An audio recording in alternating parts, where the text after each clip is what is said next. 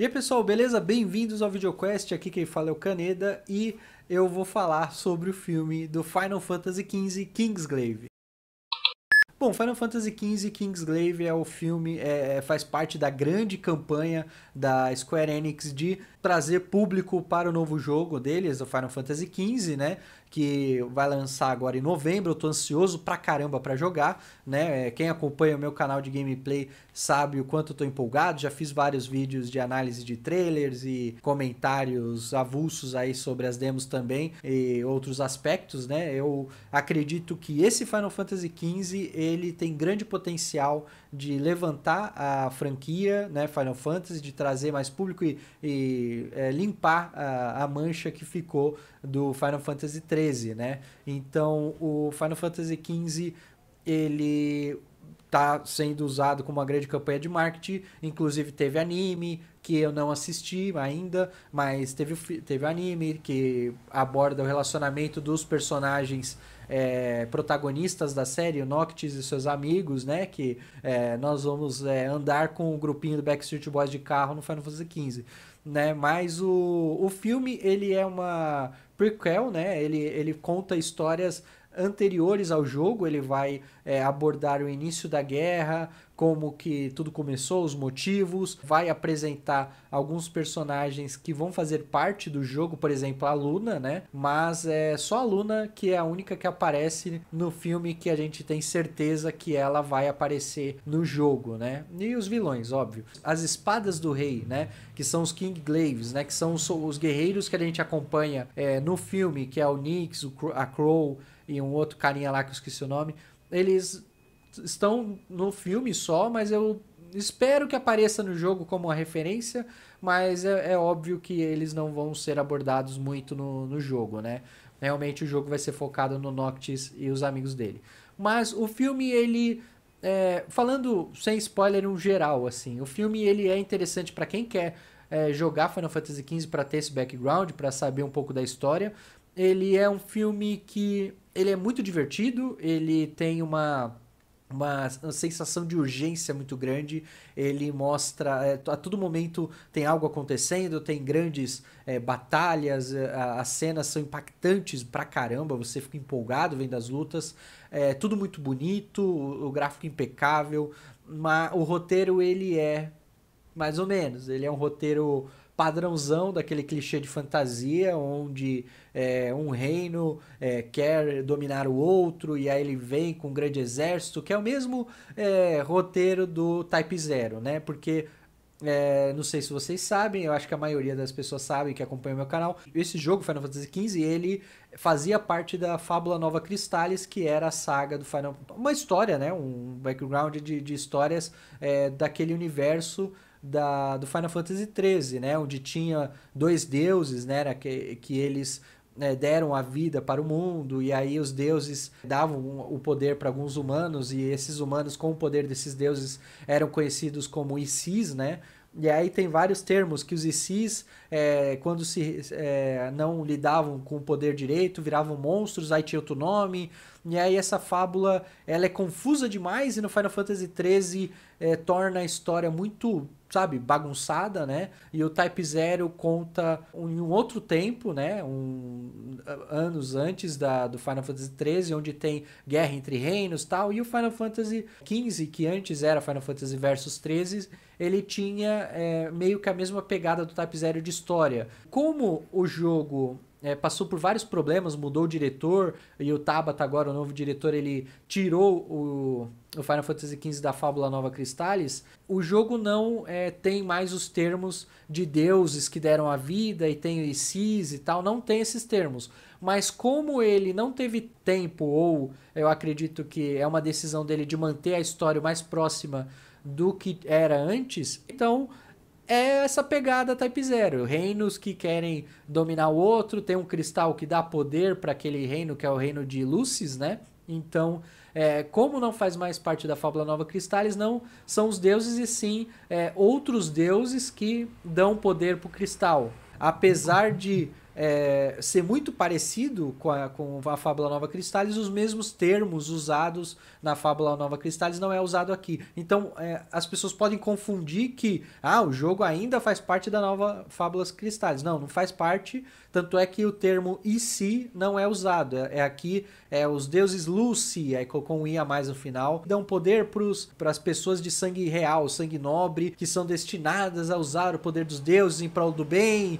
E aí tem titãs, e aí é uma outra pegada, mas eles meio que adaptaram o roteiro anterior. Então, não faz mais parte da Fábula Nova Crystallis. Dito isso, o filme ele tem esse clichê de reinos brigando pelo poder. O reino de Niflheim, né? Ele é baseado em mecânicas, em armamentos realísticos, tal. Então, eles são bem mais fortes militarmente. E o reino de Lucy, que é o reino do Noctis e do rei Regis, que são os protagonistas da nossa história, é um reino mais voltado à magia. Então, tem um grande cristal que protege todo o reino, e esse cristal também confere poderes ao rei, aos membros da família real e aos soldados deles, a elite, né, que são os Kingsglaives, né, que são as espadas do rei, que eles usam umas adagas, e essas adagas têm a magia do rei ali, a magia do cristal, que faz com que eles façam as piruetas e tudo mais que nós podemos fazer no jogo, que é jogar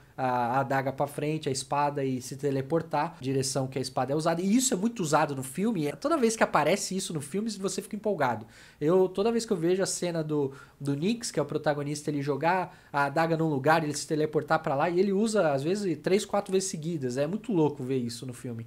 Então, e isso no jogo você consegue fazer também. Então isso é legal. A Square Enix falando, você tá empolgado com o filme? Então, cara, imagina quando você for jogar. Isso é legal. Mas o roteiro em si do filme, ele é basicão.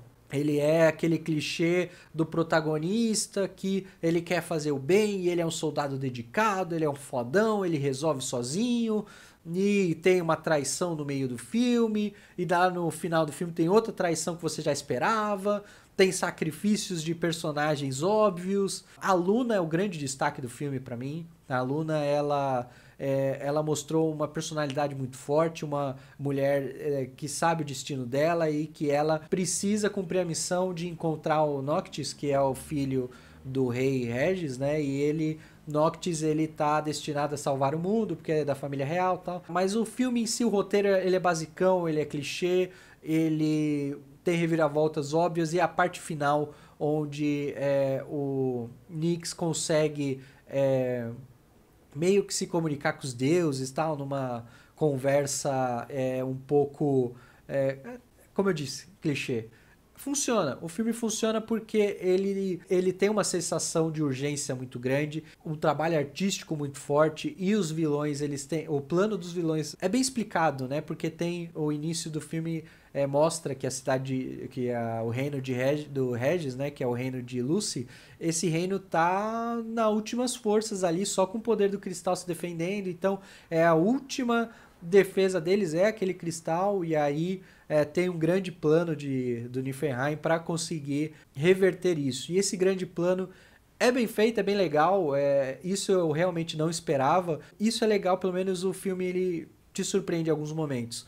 Mas o foco do filme não é te entregar um roteiro elaborado, é te entregar um roteiro minimamente interessante para que você consiga continuar acompanhando, e personagens minimamente interessantes também, porque tem um conjunto de clichês de até, sabe, um policial, ele ter preconceito contra o cara, que ele é um Kingsglaive, sabe? Aí ficar zoando um ao outro, de eu não sou seu amigo, e depois fica. Então, o filme é recheado de clichês. O que o filme tá proposto a te entregar são batalhas épicas, e entrega isso muito bem.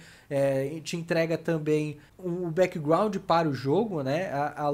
Como eu falei, a Luna, quando ela apareceu no filme, todo o arco dela com o Nyx, ele é um pouquinho forçado, mas é legal. Como eu disse, clichê. É divertido ver ela interagindo com o Nyx, ele como o protagonista tentando protegê-la, mas ela também sabe se virar, então isso é legal. Eu acho que o filme, ele cumpre bem o seu papel de deixar a gente empolgado pro jogo, apresentar o background da história, apresentar alguns elementos de mecânica, como a parte do teleporte. Aparece o Omega Weapon do Final Fantasy VII, que aqui eles chamam de o grande demônio, que é a arma suprema deles. Aparece o Omega Weapon lá e solta míssil pra todo quanto é lado. O filme é um pouco mais longo do que o necessário. Eu acho que 2 horas e meia é muita coisa. É 2 horas e meia, é isso? Não, é 2 horas só. Eu coloquei meia hora a mais. Mas 2 horas de filme eu acho muita coisa. Eu acho que daria pra colocar 1 hora e meia, sem problema. Eu acho que tem uma parte um pouco arrastada ali no início do filme, onde ele tá tentando construir a empatia de você, espectador, com o Nix e a equipe dele. Funciona em partes, mas aquilo precisa ser feito, é algo, o mal inevitável, né? Você precisa dessa construção dos personagens e alguns fatos ali do porquê, dos motivos deles estarem como espadas do rei para poder agir. Mas eu gostei de Kingsglaive, eu acho que ele é uma grande porta de entrada para quem está empolgado com o jogo. Não espere nada mais do que isso, mas quem for assistir vai ser agraciado com grandes batalhas, com os gráficos muito interessantes. A única coisa, o único ponto negativo, a história, o roteiro clichê não é negativo para mim. O único ponto negativo para mim é a batalha final com os deuses, né? Os titãs lutando contra o Omega Weapon, né? Eu acho que aquilo é um exagero visual típico de japoneses, onde tudo tem que ser grandioso, tudo tem que explodir, tudo tem que, sabe? E é uma batalha que de tanta poluição visual, porque tem os robôs não, os deuses lutando no fundo, os Omega Weapon, e aí tem o Nix e o General Glauca, né, lutando aqui no primeiro plano, e é tudo poeira, tudo explosão, é uma poluição visual desnecessária. Eu acho que perde o impacto do filme. Eu acho que eles tentaram dar um ápice pro filme, mas o grande ápice, na verdade, era o Nix lutar contra o General Glauco. Eu acho que realmente esse exagero estragou o filme pra mim, porque tava tudo numa pegada realista, sabe? Batalhas com monstros gigantes e o cara que é um soldado e ele depende daquela adaga, que é a única coisa que dá poder pra ele, e ele tendo que se virar com aquilo. E era interessante o início do filme mostrando ele conseguindo lutar, se virando com o pouco poder que ele tinha.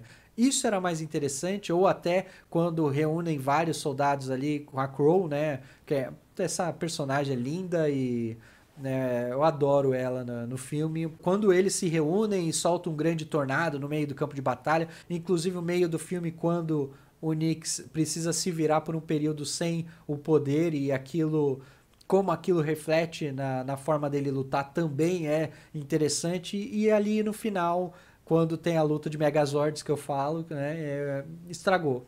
Como eu disse, clichê. Mecânicas interessantes de gameplay que nós vemos no jogo, que é o uso das espadas, por que ele troca de espada toda hora, e isso é explicado no filme, é mostrado o uso disso nos personagens. Então realmente o filme é isso, é uma porta de entrada para o jogo, ele cumpre o papel. Eu estou muito mais empolgado para comprar e jogar Final Fantasy XV, né? Aguardo a opinião de vocês, espero que vocês tenham gostado desse vídeo. Acompanhe o meu canal de games lá, onde eu vou trazer gameplays do Final Fantasy XV, né? O Kitsune também fez vídeos lá de Pokémon, né? Eu aguardo os vídeos dele, né? Porra, gravo o resto, né? Mas é isso aí, eu acho que esse link entre os canais é interessante. Eu aguardo vocês para assistirem as gameplays lá e as reviews aqui de animes, mangás e alguns filmes de vez em quando. Um grande abraço a todos, fui, valeu. Lembrando, né? Dá um like, compartilha, ajuda a gente, né? Tchau, falou.